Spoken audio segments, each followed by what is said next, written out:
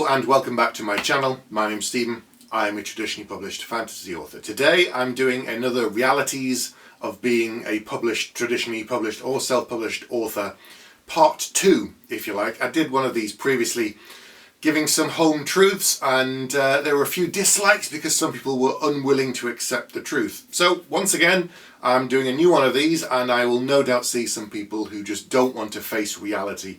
And that's fine. The rest of us can just breeze past them when they're still doing the same old thing and they haven't learned anything and progressed. So what am I talking about today? Today I want to focus a bit more on being a midlist author. What that means for the majority of writers, what it could mean for you potentially if you become traditionally or self-published. In the previous video I spoke about the reality in terms of the financial aspect, that most authors within this space have full or part-time jobs, including myself.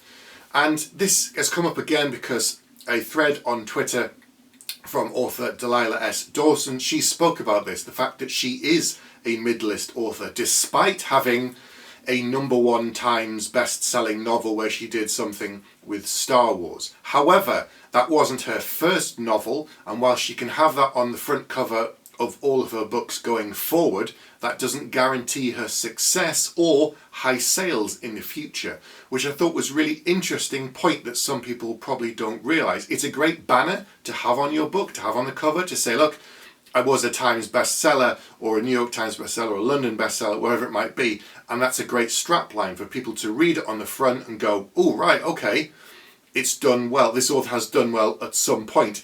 It may not have been with that book, but it's something that they can use as a bit of weight. Also, getting cover quotes are really important and really useful. If you get a really big name to say, I love this book, this is fantastic, you can put that on the front. That can also help people pick up the book. Another way that you can get a boost in sales is if a very big named author makes a comment on your book when it's coming out. So a friend of mine, Catriona Ward, her book, The Last House on Needless Street, Stephen King commented when this was coming out saying, I really love this book, I've just read it, it's fantastic. Joe Hill, his son, also read it and said that he loved it, and that attention garnered so much interest that the sales for that book went through the roof and have done exceptionally well. Catriona's been invited all over for events. I've seen her on interviews, I've seen her in The Guardian, which is a mainstream newspaper in the UK, and it's wonderful for her. Going forward, now we have to see what happens. And as I've said in the past, every author is only as good as their last book. Yes, there are the big household names that people will buy them sight unseen, but for the rest of us that live within that midlist space, you're only as good as your last book. And Delilah was talking about this on her Twitter thread, saying that she has done very well with this Star Wars book, but she still has to have these difficult and uncomfortable conversations with her publisher. When she takes a new book to them, there's no guarantee that they're going to say yes, because even though she did well on that Star Wars book, this time it's completely different. When you write an IP book tied into something like Star Wars or something else, certain people will pick it up purely because it is a Star Wars book or something like that. But they're not necessarily buying it for your name, they're buying it because of the IP. In this case, Star Wars, there are a lot of inbuilt fans. So when she goes with her next book, it's not the same. It's not the kind of case of, right, we're going to get this many sales just because it's a Star Wars book. It's something completely original. It's something completely fresh. I'll give you another example. The Expanse. Those books are written by James S.A. Corey, which are two authors. It's Ty Frank and Daniel Abraham. Now, Daniel Abraham is a fantasy author. He wrote a number of novels before The Expanse. The Expanse was quite a few books into the process before it was picked up and adapted for TV over the last 10 years, it must be now. First of all, it was with the Sci-Fi Channel, and then most recently Amazon finished it off the last 3 or 4 years, and they've adapted the first 6 books of the series. 7, 8 and 9 are set in a slightly different time period, and as far as I know they're not going to be adapted. But there again, the sales for all of the Expanse books have been boosted and have done exceptionally well. Daniel Abraham has now just come out with a brand new series by himself again as a fantasy author. The first book is called Age of Ash. Are people going to immediately pick this up? just because of The Expanse, just because he did really well on that? Are they going to know the fact that James S.A. Corey is him? Most people do. Most science fiction and fantasy fans do. General watchers of TV, are they going to know this thing? Is it going to make a difference on picking up fantasy books in the future? Do they read fantasy? They may love sci-fi, they may love the reality and the grittiness and the very day-to-day feel of The Expanse, despite all of the fantastic elements, but are they now going to go and pick up Daniel's book in the same kind of numbers? Probably not. So he would have to have that conversation with his publisher, because they would have said, right, well, it's not set within the Expanse universe. If you'd done a spin-off novel, or this, that and the other, maybe that would have a certain number of sales. So you have to have those conversations again about advances, about promotion, about when the book's going to launch, and all of these things are just part of the realities of being a midlist author. The other thing that people get wrong when they think about midlist authors is that if you've been published for a number of years and you've had a number of books out, then you're doing exceptionally well and all of your sales are great, because you must be, surely, to have had so many books. My debut was published in 2015. We're now in 2022 at the time of recording, and I have had 8 books published so far, and I have a new trilogy starting next year in July 2023. As I mentioned, but I'll say it again, I have a day job, and I earned out on my first trilogy. I haven't earned out on my second trilogy, that's set within the same universe. So that doesn't mean that I'm, off with my speedboat on a weekend and flying to Paris in jets for a long weekend for somewhere else. It's just not real. It's not possible. I don't have any of those things. I have a day job. I have a family to look after. I have a mortgage like everybody else. That's kind of where most authors live. Unless you're a household name, unless you're one of these people that is so big, everybody knows their name. Even if you don't particularly read within that genre, anybody knows who George R. R. Martin is now. They now know, everyone knows who Stephen King is. Lord of the Rings and Tolkien, obviously it's so big, but the TV series and the films have boosted all of that kind of thing. Robert Jordan and The Wheel of Time. Because the TV show, fans outside of the fantasy genre are now aware of him and are now going back and reading his books. And we're getting spin-off books suddenly set within that universe, like the history of the world of Jordan's Wheel of Time. Even though the author himself is no longer with us, and the series was finished by Brandon Sanderson, the sales of those books are probably going to get boosted incredibly well just because of the TV series. Another thing worth mentioning is breakouts.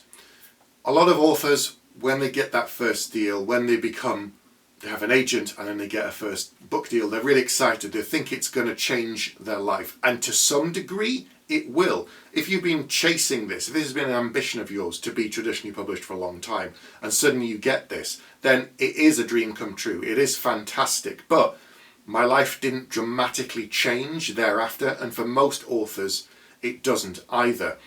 If you think about it in like a breakout book, a book that makes you enough money that you could give up the day job, or you could at least put down the number of hours, it isn't going to be your debut book. I hate to break this to you, but this is true. For most authors, for most of us, it doesn't happen.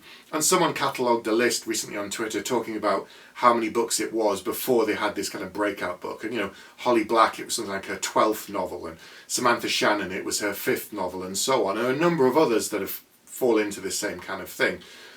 Most of us there, again, don't always get that breakout book. It's just a case of we produce books, they do fairly well, and we're able to get another book deal, but we have to kind of fight for it in some ways. And I know this sounds a bit like, woe is me, I'm struggling. I'm not struggling, but I'm in that space where we're competing with the big names to a degree, because people will automatically go and pick up one of them, rather than going and picking up someone else who lives within that mid-list space. There are some mid-list authors that do go full-time, and they find a way to supplement the income they get from their books by doing other things. Now, it might be that they're freelance editors or copywriters. Some of them on their websites advertise the fact that they will do some work on your book. You give them the first, 5,000, 10,000 words, and they'll do an edit with you, give you their feedback, act as a kind of beta reader for the start, have a Zoom call, that kind of thing. And then, that's a little bit of an income coming in for them.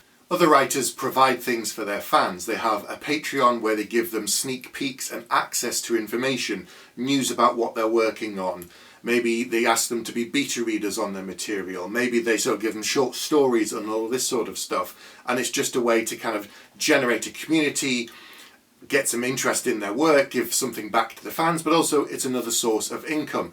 I have writing Discord, Headspace, where we use this as a writing community for people to post their work, provide feedback, work on each other's material, and just sort of talk about books and writing, give them access to information ahead of time on what I'm doing on the videos like this, and so on. So there's different ways that authors can get extra income so that they can write full time, because royalties come in every 6 months or every 12 months, and we don't know what they're going to be, but that's like another trickle of income. So what can you do as a fan to help writers that exist within this midlist space? There are a number of things. BookTube has obviously become very, very popular and very, very big. And there are some huge channels out there.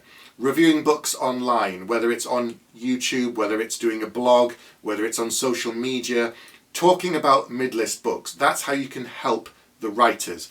If you can go to your local library and request they get a copy, then it gives people a chance to read it even if they don't buy the book. In the UK and Ireland, what people probably don't know if you're not within the UK is that every time a book is borrowed from a library, the author gets a little bit of money back. Now, it's not a huge amount, and there is a kind of a cap so that you can reach a maximum within 12 months and then you don't get any more money, but we get some income, so that's really, really good. Talking about it on social media beyond sort of YouTube is very important. Writing reviews anywhere, doing a book club, going to events and requesting midlist authors attend as guests or guests of honour is really, really good, because that exposes new readers to someone they probably hadn't heard of before. Pre-orders. Pre-orders are extremely important, and also don't wait for a series to be finished before you order a book or start reading a book. The majority of authors will finish their series. There are some that haven't. Yes, there are some very well-known ones that have not done it within the science fiction and fantasy space. Most of us do finish our series on time. All of my series are done. They're wrapped up so far. They're all done, and I delivered them on time or early of my deadlines. And that's how most people operate. But pre-orders are very, very important. If you've seen a great new book that's coming out and it's going to be advertised, go and pre-order it now. Don't wait, because it shows the publisher that there's enough interest in this book. It gives them an idea, and if they're large pre-sales, they could put more money into advertising and promotion to hopefully attract even more readers, and it'll do even better for a midlist author. And that's how you can help, by talking about other books, by asking for more diverse voices and more diverse stories, by reading these books from these midlist authors. Some of them will get a better deal, some of them will get better sales, but all of it kind of lifts the ships, because a lot of midlist authors like myself and others talk about other writers that we love. We talk about the books that are really important to us, or ones that we've read that were just incredible, that maybe aren't getting enough attention beyond the big names, because everyone can review one of the really big fantasy books, and if you do a YouTube channel, you'll get a certain number of inbuilt views. But what about some of the other books that are out there? Talk about them. Get people interested in some of the exciting stories that are being told by some brilliant authors that deserve a lot more attention. So it is tough being a midlist author. I won't deny it, because a lot of us are worried about getting our next deal. Is it going to happen? How's it going to be received? We don't really know. And that's kind of part of the publishing space, to be honest. There are those that are at the top, the household names, that are doing very, very well. And then there's the rest of us. I know this sounds like a bit of doom and gloom, but really it's just a reality check, because publishing is a business. We're all trying to get sales, we're all trying to do well, and the goal is for me as a midlist author to be able to write full time, to have enough sales from all my backlist of books and the ones that are coming out in the near future, so that I could write full time, dedicate more time on my books. So go out there, support the midlist authors, talk about them on social media, write reviews, do book clubs, and pre-order books if you can. And that will really help midlist authors. That's all I'm going to talk about for today. I'll be back next week with another video.